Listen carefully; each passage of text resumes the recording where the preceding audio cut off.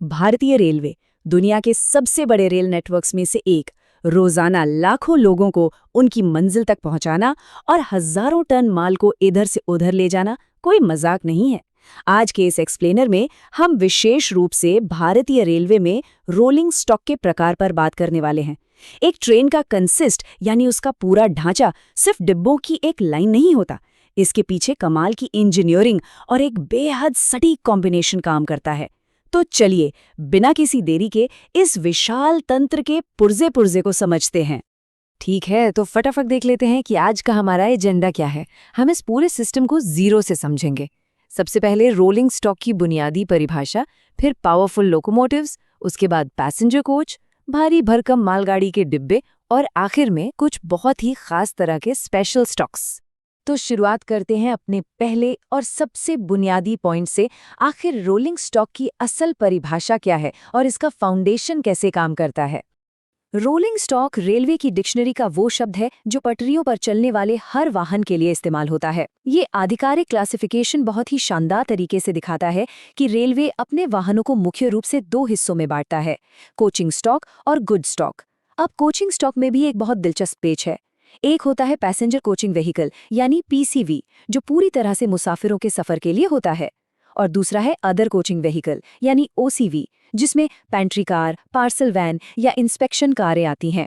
हर एक डिब्बे का रेलवे के इस बड़े से गियर बॉक्स में अपना एक स्पेसिफिक रोल होता है। अब आगे बढ़ते हैं उस मशीन की तरफ जो इस पूरे नेटवर्क की जान है, जो इस पूरे सिस्टम को खींचती है, हमारे लोकोमोटिव्स। ट्रेनों के इंजनों पर लिखे वो अंग्रेजी के अक्षर कई बार बड़े कंफ्यूजिंग लगते हैं, है ना? लेकिन इन्हें डिकोड करना काफी मजेदार है। हर अक्षर का अपना एक सटीक मतलब है। जैसे इलेक्ट्रिक इंजनों पर लिखे WAG और WAP को ही ले लीजिए। यहाँ W का मतलब है ब्रॉड गेज और A का मतलब है AC। अगर इसके आगे G लगा है तो वो गुड्स यानी मालगाड़ी का भारी भरकम इंजन है, जैसे कि WAG9, और अगर P लगा है तो वो पैसेंजर ट्रेन के लिए है, जैसे WAP7 या WAP5।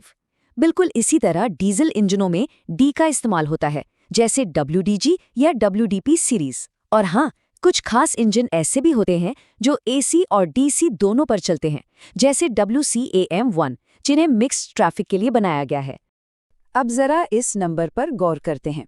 विद्युतीकरण यानी इलेक्ट्रिफिकेशन के बावजूद 2024 में डीजल लोकोमोटिव्स का मार्केट शेयर 76.5% रहा। इसका सीधा सा कारण यह है कि जिन रूट्स पर अभी बिजली नहीं पहुंची है या फिर रेलवे यार्ड्स में जहां दिन रात शंटिंग का काम होता है, वहां डीजल इंजन अपने मल्टीपर्पज अंदाज की वजह से एकदम परफेक्ट साबित होते हैं। भारत में इन भीमकाय मशीनों को बनाने का इतिहास भी बहुत ही समृद्ध और शानदार रहा है। 1950 में जब चित्तरंजन लोकोमोटिव वर्क्स की शुरुआत हुई तो वो एक बहुत बड़ा कदम था। फिर उसके बाद 1961 में बनारस लोकोमोटिव वर्क्स चालू हुआ। इन दोनों ही जगहों ने भारतीय रेलवे को आत्मनिर्भर बनाने में गेम चेंजर की भूमिका निभाई है और आज भी ये विश्व स्तर के इंजनों का निर्माण कर रहे हैं। लोकोमोटिव की बात हो गई तो आइए अब इसके पीछे उन पैसेंजर डिब्बों का भी जोड़ ही लेते हैं जिनसे हमारा और आपका सबसे ज्यादा वास्ता पड़ता है। हम सबने सालों तक वो नीले रंग के भारी भरकम ICF डिब्बे देखे हैं जो पारंपरिक स्टील से बनते थे, लेकिन अब वो तेजी से इतिहास बन रहे हैं और उनकी जगह ले रहे हैं जर्मन डिजाइन वाले LHB कोच। ये डिब्बे हल्के स्टेनलेस स्टील के बने होते हैं।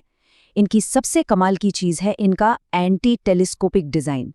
इसका सीधा सा मतलब ये है कि अगर कभी कोई एक्सीडेंट हो जाए तो ये डिब्बे एक के ऊपर एक नहीं चढ़ते। इससे यात्रियों की सेफ्टी कई गुना बढ़ जाती है।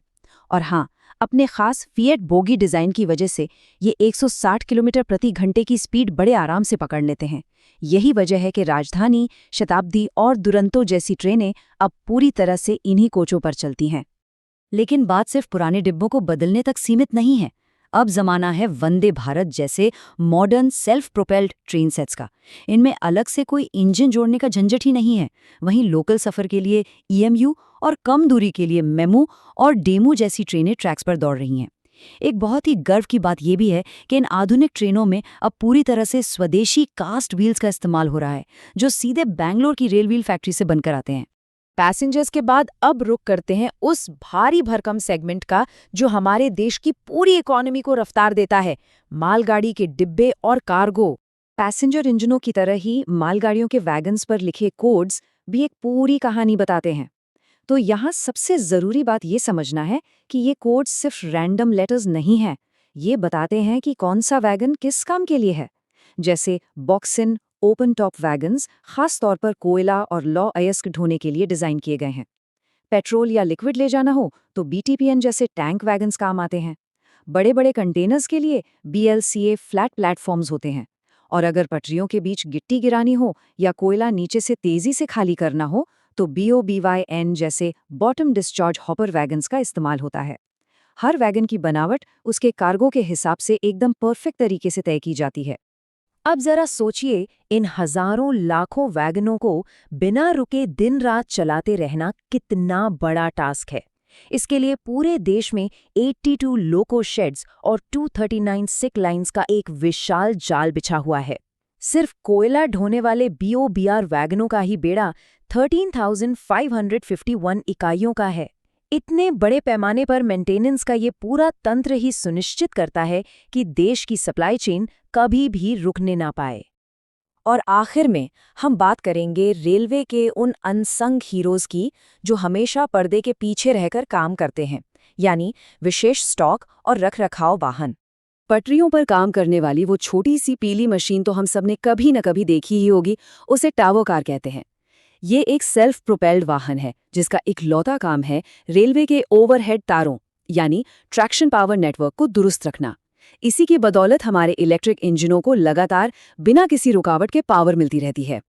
अब इस पॉइंट पर जो बात वाकई बहुत दिलचस्प है वो है SPRT यानी self propelled accident relief train. जब कोई इमरजेंसी या एक्सीडेंट होता है तो ये 3 कोच वाली पूरी तरह से आत्मनिर्भर ट्रेन 140 किलोमीटर प्रति घंटे की टॉप स्पीड से सीधे मौके पर पहुंच सकती है। इसका सिर्फ एक ही मकसद है, तेजी से लोगों की जान बचाना और पटरियों को क्लियर करना। इसकी यही स्पीड कई बार जिंदगियां बचाने में एक बड़ा गेम चेंजर साबित होती है।